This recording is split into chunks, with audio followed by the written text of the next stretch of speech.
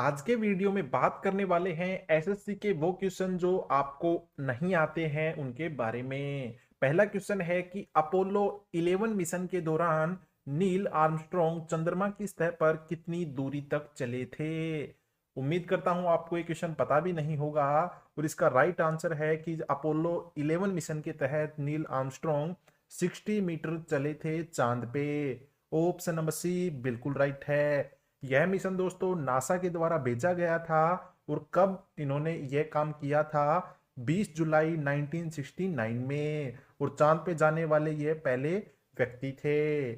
सचिन तेंदुलकर ने अपने किस मैच में अपना पहला एक दिवसीय अंतरराष्ट्रीय शतक बनाया था, यानी ओडीआई में पहला शतक कितनी इनिंग्स खेलने के बाद में बनाया था, तो ये भी आपको नहीं पता होगा। तो वो बनाया था 78th इनिंग में। अगर दोस्तों आप सारे क्वेश्चन का सही जवाब देते हो तो आपको एक बहुत ही बेहतरीन इनाम मिलने वाला है। बात करें इस शतक की तो ऑस्ट्रेलिया के खिलाफ बनाया गया था कब, 1994 में। और आपसे ये भी पूछेगा, यानी पूछा जा चुका है कि जो इनका 100वां शतक था ना सचिन तेंदुलकर का, वो किसके खिलाफ था, तो वो था बांग्लादेश के खिलाफ।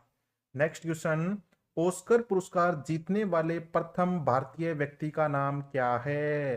तो सबसे पहले जो ऑस्कर पुरस्कार जीता गया था किसी भारतीय व्यक्ति के द्वारा वो थी Bhanu Athaiya. Option number B बिल्कुल राइट है। इनको यह पुरस्कार दोस्तों 1983 में मिला था। कौन से ऑस्कर अवार्ड में, 55वें नंबर के ऑस्कर अवार्ड में।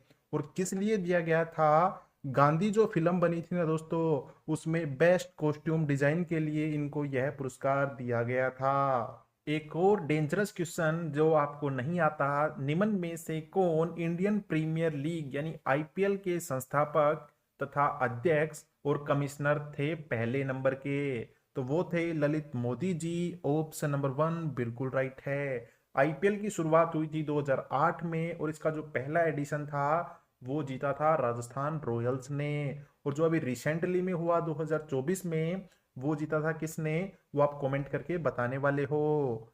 नेक्स्ट क्वेश्चन, गुजरात में जो स्टेच्यू ऑफ यूनिटी है वो किस द्वीप पर स्थित है। आपने गुजरात पढ़ा होगा, स्टेच्यू ऑफ यूनिटी पढ़ी होगी, लेकिन क्या आपको पता है कि वो किस द्वीप पे है, तो उस द्वीप का नाम है साधु बेट। ऑप्शन नंबर वन बिल्कुल राइट है। स्टेच्यू ऑफ यूनिटी दोस्तों नर्मदा नदी के किनारे है, गुजरात राज्य में है और सरदार वल्लभ भाई पटेल की मूर्ति है, जिनको आयरन मैन ऑफ इंडिया भी कहते हैं।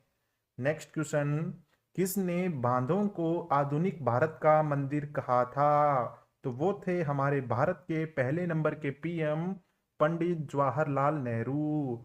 ऑप्शन नंबर डी बिल्कुल राइट है। जब जवाहरलाल नेहरू ने भाखड़ा नांगल बांध का निर्माण शुरू करते समय यह बात कही थी कि बांध आधुनिक भारत के मंदिर हैं।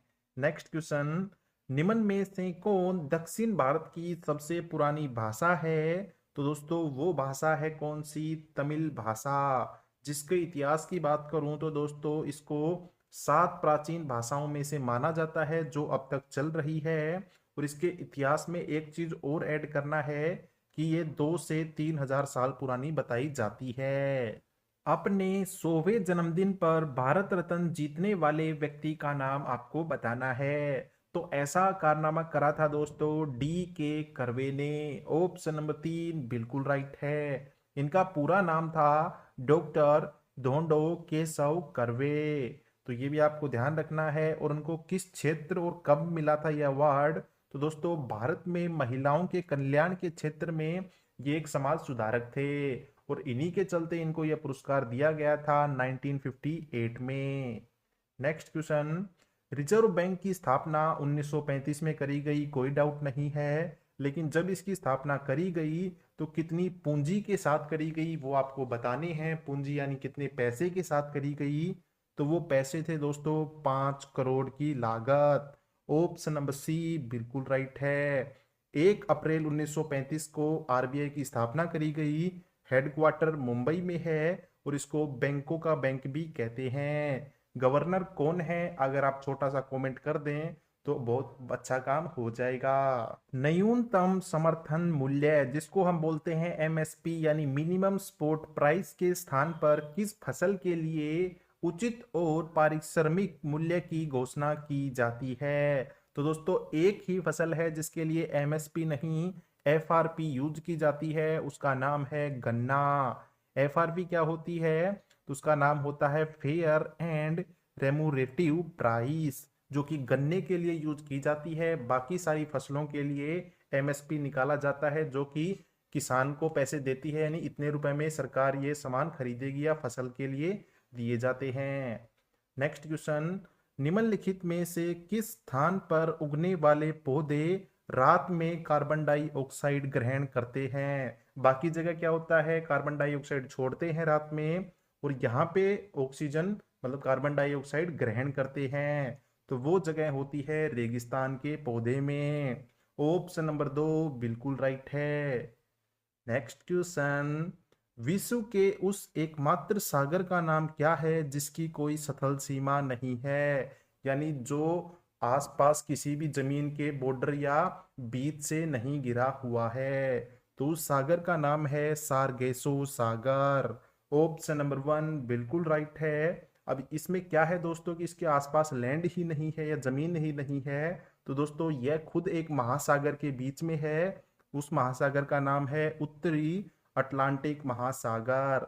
ये आसपास चारों तरफ से पानी से घिरा हुआ है। दोस्तों इनाम उसी स्टूडेंट को मिलेगा जो कि फेयर खेलेगा बिना कोई चीटिंग के। अगर आप चीटिंग करते हो तो दोस्तों आपको आपकी माँ की सौगंध, आपको इनाम नहीं मिलेगा। नेक्स्ट क्वेश्चन की बात करते हैं, भारत की दैनिक मौसम मानचित्र को कहाँ तैयार और मुद्रित किया जाता है? तो दोस्तों जो आप देखते हो इतना टेम्परेचर है, आज बारिश होगी, वो सब कहाँ तैयार होता है? तो वो होता है भारत के पुणे में।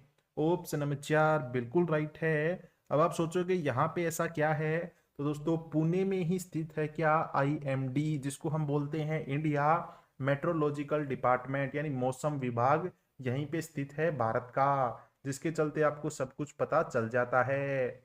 उपराष्ट्रपति अधिकतम कितनी अवधि तक राष्ट्रपति के रूप में कार्य कर सकते हैं? भाई किसी भी कारणवश राष्ट्रपति अपने पद पे नहीं है, मौत हो गई या कुछ भी कारण है, तो उपराष्ट्रपति कितने दिन तक रह सकता है उसके पद पे?